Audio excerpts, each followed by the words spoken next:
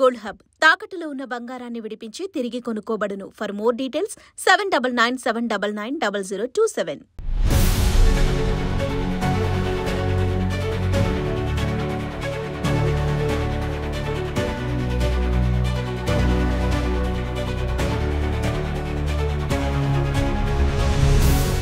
Hi viewers, welcome to ఆదాన్ మరొకొండం. నేను మీ ప్రసాద్. గుంటూరు జైల్లో ఇద్దరు కలిసి ఇప్పుడు పెట్టండి డిబేట్. విషయం ఏంటి అంటే, ఏదైతే ఆ వివాదాస్పద వ్యాఖ్యలకు సంబంధించిన దాంట్లో A1గా ఉన్నటువంటి కృష్ణంరాజు, ఆయన్ని రాత్రి పోలీసులు అదుపులో తీసుకున్నారు ఉత్తరాంధ్రలో. ఇక ఆ తర్వాత ఏదైతే మంగళగిరికి తీసుకొచ్చారు, పొద్దునేమో కోర్టులో సబ్మిట్ చేశారు. కోర్టు 14 రోజుల రిమాండ్ విధించింది, 26వ తేదీ వరకు. సో దాని తదనంతరం ఆయన్ని గుంటూరు సబ్ జైలుకి తరలించారు. విషయం ఏంటి అంటే, ఆల్రెడీ ఈయన పార్ట్నర్ ఉన్నారు కదా కొమ్మినేని, ఆయన కూడా గుంటూరు సబ్ జైల్లోనే ఉన్నారు. సో ఇక ఇప్పుడు ఇద్దరు కలిసి చక్కగా అక్కడ డిబేట్లు పెట్టుకోవచ్చు. గుంటూరు సబ్ జైల్లో హ్యాపీగా పెట్టుకొని ఇంకా ఏదైనా చర్చలు చేసుకొని ఏమన్నా అనొచ్చా, వాళ్ళని అనొచ్చా, వేరని అనొచ్చా, ఎవరిని టార్గెట్ చేయొచ్చు, రాష్ట్రాన్ని ఏ విధంగా నాశనం అయ్యేలాగా చూడొచ్చు అనేది చక్కగా వ్యూహాలు పన్ని వాళ్ళు ఇష్టం వచ్చినట్టు చేసుకోవచ్చు అనమాట. ఇంకా కావాలి అంటే గెస్టులుగా ఎవరైనా పిలవచ్చు. సో మరి ఇంకా కొత్త గెస్టులు ఎవరైనా వస్తారేమో చూడాలి. అసలు కనీసం మినిమం కామన్ సెన్స్ ఉందా? ఒక జర్నలిస్ట్ అంతే ఎంత రెస్పాన్సిబుల్గా ఉండాలి.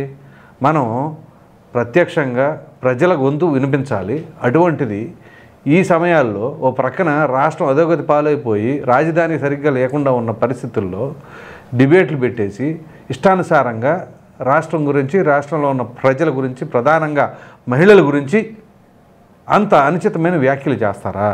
చేసిన తర్వాత దాన్ని కవర్ చేసుకోలేక నానా తిప్పలు పడతా మరలా ఇంకో వీడియోలు రిలీజ్ చేయటాలు, ఇదంతా జరిగిన తర్వాత ఊరు వదిలి పారిపోవటాలు, ఇంటికి తాళాలు వేయటాలు, ఫోన్లు స్విచ్ ఆఫ్ చేయటాలు. ఎందుకు వచ్చిన తిప్పలు ఇవన్నీ అని అంటే, ఇప్పుడు తర్వాత పోలీస్ కస్టడీకి పిలుస్తారు ఖచ్చితంగా. ఇప్పుడు ఏదైతే రిమాండ్ ఖైదీగా పంపించారో గుంటూరు సబ్ జైలుకి, తదనంతరం ఖచ్చితంగా కోర్టులో పిటిషన్ వేసి మాకు పోలీస్ కస్టడీకి ఇవ్వండి, దీనిపైన దర్యాప్తు జరపాలి, దీని వెనకాల కుట్ర ఏమైనా దాగుందో లేదనేది కూడా తేల్చాలి. ఎందుకంటే ఇది ఆషామాషి వ్యవహారం కాదండి.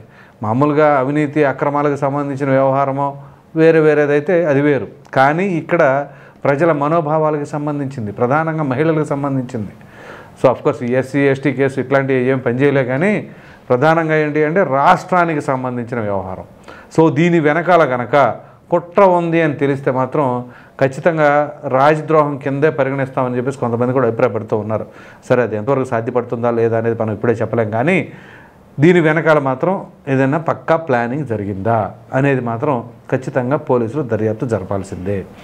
సో మొన్నటి వరకు కూడా సరే ఆ పార్టీ గెలుస్తుంది, ఈ పార్టీ గెలుస్తుంది, ఎన్నికల్లో అది ఇది అని చెప్పేసి ఎవరి అభిప్రాయాలు వాళ్ళు చెప్పుకోవచ్చు. సరే, ప్రజాక్షేత్రంలో ప్రజల అభిప్రాయాల మేరకే ఉంటుంది. కానీ సరే, ప్రజల అభిప్రాయం ఎలా ఉన్నా సరే వాళ్ళ యొక్క ఇంటెన్షన్ ఏదైతే ఉందో, వాళ్ళకి ఏ పార్టీ మీద అయితే అభిమానం ఉందో దాన్నే బ్రహ్మాండంగా ఏంటది, కొట్టండి బాజాలు, పెట్టండి డీజేలు, మోగించండి సన్నాయి, అది ఇది అని చెప్పేసి కొంతమంది మాట్లాడారు.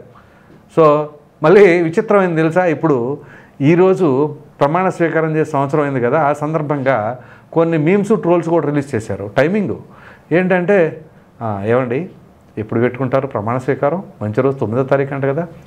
లేదండి 11. లేదండి సాయంత్రం 4:45 9వ తారీఖున బ్రహ్మాండంగా ఉంది వైజాగ్లో అని చెప్పేసి అవి ఇప్పుడు ట్రోల్స్ వస్తున్నాయి.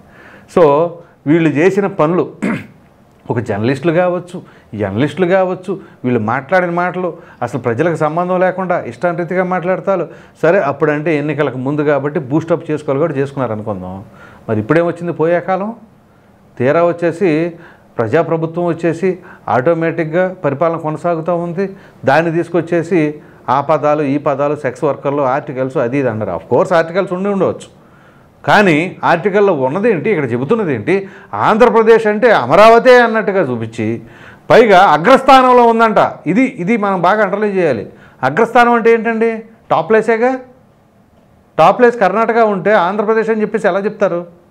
తర్వాత అది చెప్పినప్పుడు కొమ్మినేనే అని నవ్వటం. ఆ నవ్వడం అంటే దానికి ఎంత అర్థం ఉంటుందో తెలుసా? ఆ నవ్వు తెచ్చిన తెప్పలే ఇవ్వాలా గుంటూరు సబ్ జైల్లో ఉండడానికి కారణం.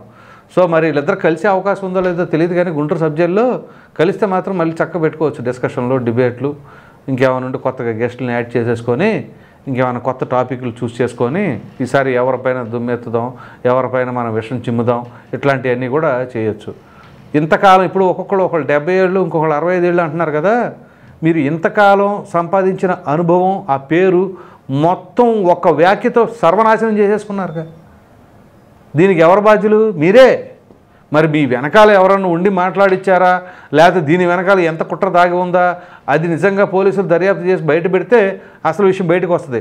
అసలు అటువంటి కుట్ర ఏమీ లేకపోయినా వీళ్ళే విషం చిమ్ముదాము అనే ప్రయత్నాల్లో చేశారనుకోండి, అదొక తరహా. సో ఏది ఏమైనా కానీ అది ఇంటెన్షనల్గానో లేకపోతే స్పాంటేనియస్గా వచ్చిందో వాట్ ఎవర్ ద థింగ్, కానీ ఆ వ్యాఖ్యలు మాత్రం చాలా తప్పు. పైగా కాన్షియస్లో ఉండరా అండి? మనం అనుభవం ఉందనగానే సరిపోదు. ప్రతి క్షణం ప్రతి మాట చాలా ఆచితూచి మాట్లాడాలి. పబ్లిక్ ప్లాట్ఫామ్ మీద ఉన్నప్పుడు, ప్రజల గురించి మాట్లాడేటప్పుడు, ప్రజా వేదిక పైన ఉన్నప్పుడు. అంతేగాని ఇష్టారీతిగా మాట్లాడితే ఇవాళ మరలా కక్షపూరితం, కుట్ర, ఆయన ఎంత మంచివాడైనా ఆ సమయంలో చేసిన చేష్టలకి దానికి తగినట్టుగానే ఉంటాయి అక్కడ రిజల్ట్స్. కాబట్టి ఇక్కడ దాన్ని కూడా సమర్థించుకుంటూ పోతున్నారు కూడా, అది తప్పు. ఆ పార్టీ కాదు, ఈ పార్టీ కాదు, ఎవరు తప్పు చేసినా తప్పుగానే పరిగణించాలి. ప్రధానంగా ఇక్కడ మహిళలను ఉద్దేశించి, ప్రాంతాన్ని ఉద్దేశించి ఈ ప్రాంతీయ మధ్య విద్వేషాలు రెచ్చగొడదామనా, లేకపోతే అసలు రాజధానిని సర్వనాశనం చేద్దామనా, ఏదో ఎట్టగొట్ట అప్పో సుప్పో చేసి తిప్పలు పడతా, ఓ ప్రక్కన కేంద్రం నుంచి మరి కావాల్సినట్లుగా నిధులు తెచ్చుకుంటా దాన్ని ఏదో రకంగా నిర్మించుకుంటా ఉంటుంటే వీళ్ళు పదే ఓ ప్రక్కన ముఖ్యమంత్రి గారు, డిప్యూటీ సీఎం గారు వాళ్ళ యొక్క పరిధి మేరకు కేంద్ర ప్రభుత్వ పెద్దలతో మాట్లాడటం కావచ్చు, కేంద్ర మంత్రులతో చర్చలు జరపడం కావచ్చు, ఇవన్నీ పడతా ఉంటుంటే ఇవన్నీ గాలికి వదిలేసి ఇష్టారీతిగా వచ్చేసి ఈ రకమైన వ్యాఖ్యలు చేయటమా ఎంతవరకు సమంజసం ఆలోచించండి. సో మొత్తానికి ఇప్పుడు ఇద్దరిని రిమాండ్ ఖైదీలుగా గుంటూరులో పంపించారు కదా.